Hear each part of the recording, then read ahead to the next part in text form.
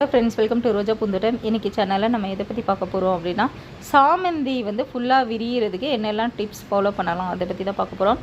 ஒரு சிஸ்டர் கேட்டிருந்தாங்க, உங்களுக்கு முட்டு வந்து சரியாக விரியலை, என்ன பண்ணுறது அப்படின்னு கேட்டிருந்தாங்க. முட்டு விரியாததுக்கு காரணம் சத்துக்குறைவு மட்டும்தான், வேறு ஒரு காரணமும் கிடையாது. சத்துக்குறைவு இருந்தது அப்படின்னா செடிகளில் பூச்சி தாக்குதல் வரும். அந்த பூச்சி தாக்குதல் மூலமாகத்தான் அவங்களுக்கு மொட்டு சரியாக விரியலை. ஒன்று அவங்களுக்கு வேரில் தாக்கியிருக்கோம், இல்லைன்னா மொட்டு வரும்போதே அந்த மொட்டில் பூச்சி உட்காந்து தாக்கியிருக்கோம். இதனால தான் நடந்திருக்கும். ஸோ செடிகள் நல்லா ஹெல்த்தியாக இருக்கணும்னா நம்ம உரங்கள் தவறாமல் போட்டுட்டு வந்தாவே செடி நல்லா ஃப்ரெஷ்ஷாக இருக்கும். அதே மாதிரி இப்போ நான் வந்து சொல்லுவேன் இல்லையா, ரோஸ் மிக்ஸ் போடுங்க, அதுக்கப்புறமா போன் மீல் போடுங்க, அந்த மாதிரி நான் சொல்லிகிட்டு இருக்கேன். ஸோ நிறைய பேருக்கு அதை வாங்க முடியாது, ஏன்னா அது எல்லா இடத்துலையும் ஒரு சிலருக்கு கிடைக்காது. ஸோ நான் வந்து இதுக்கு முன்னாடி 2 வருஷத்துக்கு முன்னாடிலாம் நான் வளர்க்கும்போது இதெல்லாம் போட்டதில்லை. ரோஸ் மிக்ஸ் போட மாட்டேன், போன் மீல் போட மாட்டேன். பட் எனக்கு வந்து எல்லோ கலர் சாமந்தி, ஒயிட் கலர் சாமந்தி, அது வந்து நாட்டு வெரைட்டின்னொன்னே இதே மாதிரி தான் கொத்து கொத்தாக பூத்துட்ருக்கோம். ஸோ இந்த தடவை தான் நான் வந்து கலெக்ட் பண்ணலாம் அப்படின்னு சொல்லிட்டு, இப்போ நீங்கள் பார்க்குறீங்களா, இது வந்து purple, dark purple colour hybrid அது. அதுக்கப்புறம் பல்லாவரம் சந்தையில் போன வருஷம் ஒரு 4 சாமந்தி வாங்கினேன், இந்த வருஷம் ஒரு 2 கலர் சாமந்தி வாங்கினேன், மெரூன் கலர் இது. ஸோ இதெல்லாம் வாங்கி வைக்கும்போது ஒரு கலர் கலராக வச்சா நல்லா இருக்குமே அப்படின்றதுனால நான் வாங்கி வச்சேன். வாங்கி வச்சதுக்கப்புறம் பாருங்கள், நல்லா சூப்பராகவே இருக்குது. அது வந்து இன்னொருத்தருங்களும் கேட்டிருந்தாங்க, பல்லாவரம் சந்தையில் வாங்கின செடி எல்லாமே நல்லாயிருக்குன்னு. எல்லாமே நல்லாயிருக்கு. நாற்றுகளாக நான் வாங்கினது கூட நல்லாயிருக்கு. அதே மாதிரி கவரில் வாங்கினது 2மே ஹைப்ரிட், அதுவும் நல்லாயிருக்கு. அதனால் எதனால் நல்லாயிருக்கு அப்படின்னா, நான் எப்சம் சால்ட்டு யூஸ் பண்ணுவேன். செடி வச்ச உடனே எப்சம் சால்ட்டு 1 ஸ்பூன் போட்டு விடுவேன். அது வந்து எனக்கு ரூட் ஷாக் ஆகாமல் இருக்கும். செடி வந்து நம்ம வச்சது மாதிரி இருக்கும். மண் கலவை நல்லா நமக்கு தெரியும் இல்லையா, அதனால் கரெக்டாக பர்ஃபெக்டாக கூடாது. இது வந்து நாற்றாக வாங்கினது தான் இப்போ நீங்கள் பார்க்குறது. ஸோ சாயங்காலமாக நான் வாங்கிட்டு வரேன். 5 மணிக்கு வீட்டுக்கு வந்தேன்னா இதை வந்து உடனே நான் செடி நட்டி வைக்க மாட்டேன், தண்ணிக்குள்ளே போட்டுருவேன். வாங்கிட்டு வந்த உடனே தண்ணிக்குள்ளே போட்டுட்டு மறுநாள் சாயங்காலமாக நமக்கு எப்போ டைம் இருக்கோ அந்த டைம் தான் நான் வந்து செடி வைப்பேன்.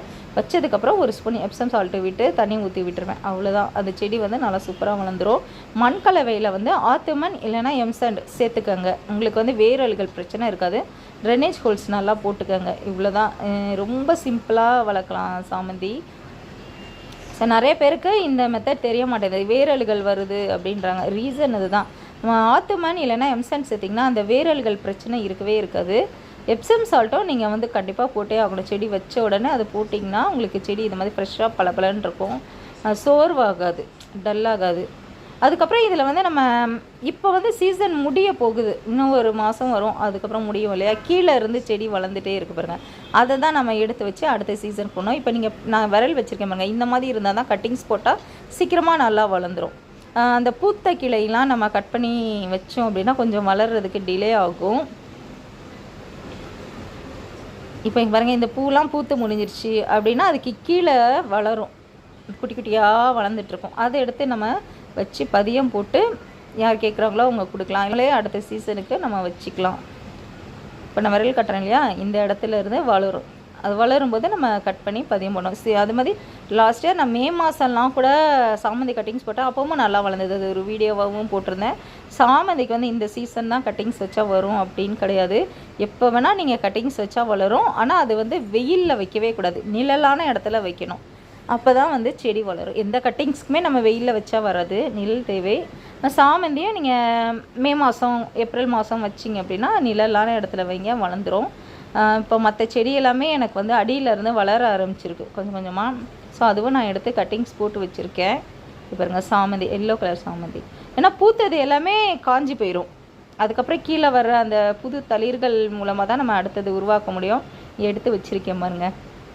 ஸோ இதிலேருந்து நான் கட் பண்ணி தான் 10 தொட்டியில் இப்போ சாமந்தி வச்சுருக்கேன். நான் செடி வச்சதுலேருந்து இந்த மாதிரி கட் பண்ணி வைப்பேன். வேர் பிடிச்ச உடனே அதுக்கப்புறம் வேறு தொட்டியில் மாற்றி நடவு பண்ணி வச்சுருவேன். ஸோ எல்லா கலருமே இதில் இருக்குது, இந்த கட்டிங்ஸில் இருக்குது.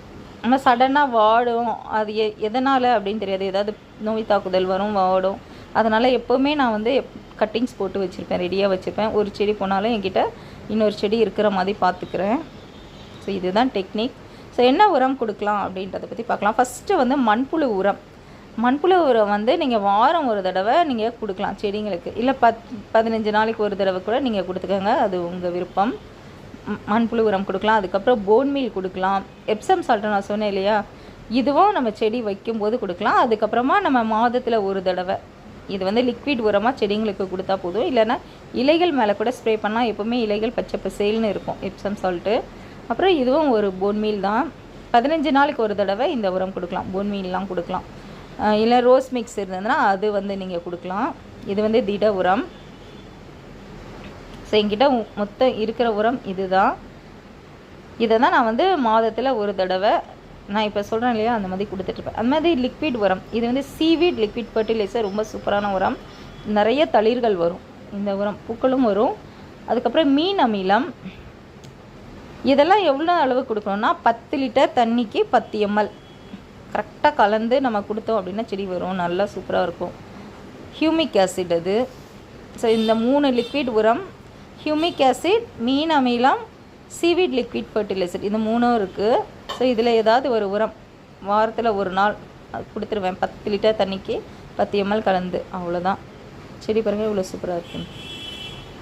ஓகே ஃப்ரெண்ட்ஸ், இந்த வீடியோ உங்கள் அனைவருக்கும் பயனுள்ளதாக இருக்கும். கண்டிப்பாக பிடிச்சிருக்கோம். லைக் பண்ணுங்கள், ஷேர் பண்ணுங்கள், மறக்காமல் ரோஜா பூந்தோட்டம் சேனல் சப்ஸ்கிரைப் பண்ணுங்கள். Thank you friends.